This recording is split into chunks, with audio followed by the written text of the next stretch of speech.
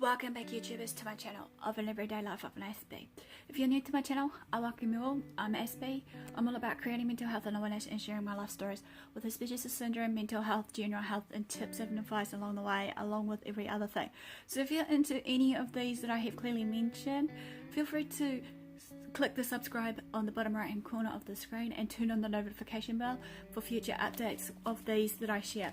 So this one's going to be coming as of late, which I humbly apologise because I've mentioned this to one of the groups I'm in, and I know this is going to be a real touchy topic, and I humbly apologise in advance. Even though this is a taboo topic based on suicide and whatnot, we need to clearly share more about this, because I believe that at this point of time that usually 9 times out of 10 it doesn't get talked about, this one in particular for mental health, because obviously some things of mental health just get swept under the carpet or tend to be ignored or be just your normal everyday Joe blog. So if you see anything out of the ordinary from my past or present videos of the warning signs and symptoms that are clearly addressed, do seek professional help for yourself or your loved one, or seek second opinion for yourself or your loved one, because I don't forever condone self-harm. This one's like a little mini tribute for a person from Linkin Park of Chester Bennington or Bennington. Today marks the day of your year anniversary of your death, and I wanted to create a video on this really sensitive and yet taboo topic, as I want to get a message out there to others somehow, to know as a mental health advocate that you're not forever alone, and I'm here to listen and talk to you when you need someone to talk to.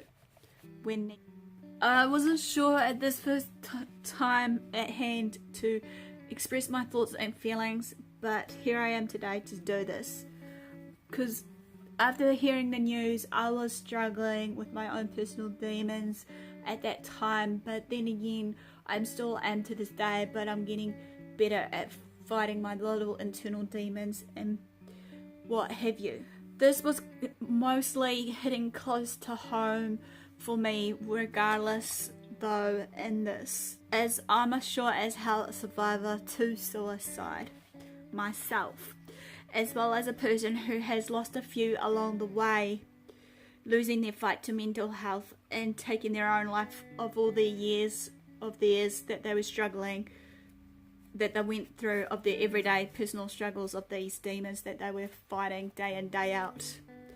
I totally get it and understand of all the paparazzi of celebrity deaths, that they give us some hype of the good, bad and the ugly, you know, to illustrate their personal lives, welcoming us into their own personal lives if they choose to let it. Yet it is quite odd due to how we view and illustrate our own personal lives, or even their lives in general, and whom we look up to and idolize the most. But for some of us, we got to question, for what exactly are we idolizing them for? Is it for their fame? Is it for popularity? Is it for their riches and the like? Most of us basically would also want to dream and basically want to become like our favorite pop star or rock star or whoever that we are idolizing, right? Despite it all, most of the time though, you see our idols that we look up to, idolize, what have you, they are only human too, and they may have their own personal demons and struggles on a daily themselves. Despite it all, that we may see them having a good time, you know, singing, acting or whatever profession they were in, we may not least likely know the person fully, but we may be able to feel or connect in one way or another, I believe. Somehow through the arts of music, comedy, just artistry, crafts, you name it. And then again, it could be vice versa. We may not feel that connection with a person. Yet there are powers in the arts and social medias these days. The arts as in the music, the comedy and everything else, to how we act and convey a message to others, or to the world in this case.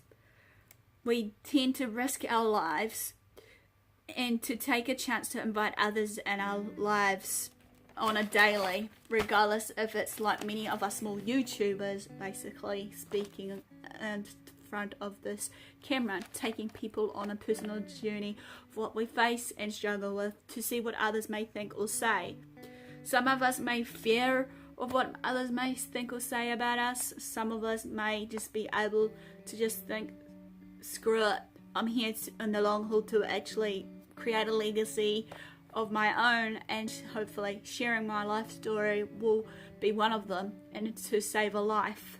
Some may think it's for attention, personal gain, but we know in ourselves what we really want, of the real reasons for this, of what we do and why we do it in the first place. We all try to put on a brave face and mask or camouflage our thoughts, or mask our thoughts, feelings and emotions. As I said before, raise my hand up, I'm one of them. To show the good and best side of us, but not even the ugly side and the bad side of us when life goes wrong. But why not the bad and the ugly side too? We tend to question ourselves, or others may tend to question us. Answer is simple. Straight out fear. Fear of being laughed at, fear of being judged, fear of being criticized, fear of being rejected, fear of being alone, and the list of so on and so forth. I believe that we all have our own inner demons and battles that we are struggling with, but to me the number one thing is to talk about it. Find someone who you can trust and won't judge you for you or even criticize you, but builds you up and supports you, understands you, and is empathetic and will be willing to walk on your shoes and look through your eyes, as they can remove their scales off their eyes to see the world of yours, of what your life is like, as well as your world. Be sure that there are other qualities that you're looking up to for the person that you're trusting right now, because it's all about trust here and making that connection with that person to talk to. They should bear rights within their personal traits, qualities and characteristics they have made the grade for you in that trusting factor, as well as having that title that they can claim as their own, as calling them your best friend. Allow them to listen and accept who and what you are. Accepting your faults, flaws and imperfections. Now back to the topic at hand of what I want to discuss after this little message. You may be wondering, did I collect in a way of Chester through his music? I believe that I did, despite the music was dark in some places. I'm not going to lie that, even though it was ringing alarm bells due to a death that hits close to home, in this case suicide. I may not know the person of Chester or any person that I follow through, but I feel for the family and any close friends that goes through this pain and have to deal it on the daily. And they shouldn't have to, as once that person leaves us on earth, they leave a big hole in our lives and hearts. We then ourselves tend to question the unanswered questions to ourselves and maybe start doubting and questioning about ourselves. What went wrong? Why did they do this to us? How long have they felt this way? Why didn't they talk to us? Was I not there for them enough? What were they trying to say? And the list grows and continues to grow when we have these kind of questions. Even the celebrities we grew up with and idolized, worshipped on, that died at a young age, which is sad and true and tragic to whatever circumstance or situation that they were facing. But in this case, Chester's death, like no one is a tragedy. Big tragedy, as a matter of fact. And it was a shock to us all around the world. Loved by so many people in their own reasons, of his beloved fans loving his music, being able to relate and whatnot. He was a famous music artist, lead singer of, as we know, Linkin Park. But I believe in this case with Chester, he was, through his music, trying to cry out for help in those times when he wrote in his darkest moments. I want to take one moment to share how I felt after receiving and watching the shocking news. I did feel a little numb and tingly, as I said earlier, that this hits close to home for me, because obviously I'm a survivor of suicide after attempting twice in my life. But then I decided enough was enough. I am not wanting to be another statistic. I don't want to be another number. Biggest fact is that this band of his, as well as a few other music artists out there, however, may have been saviours for some, including me, of my darkest and weakest moments in life. Some music songs, as I said, may help us in time and in time of need, and some may not though, however. That's up to you to decide though for yourselves. Some parts it did save me, some parts it didn't.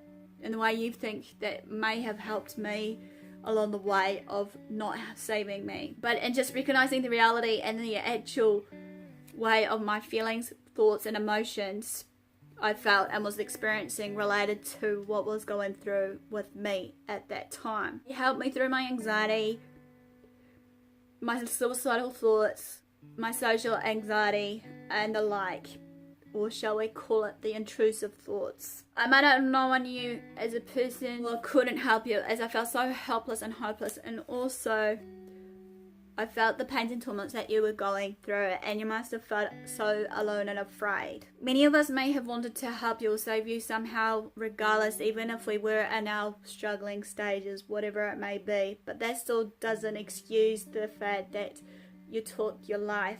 Chester helped us in many ways, and why didn't we not return the favour back to you? I said that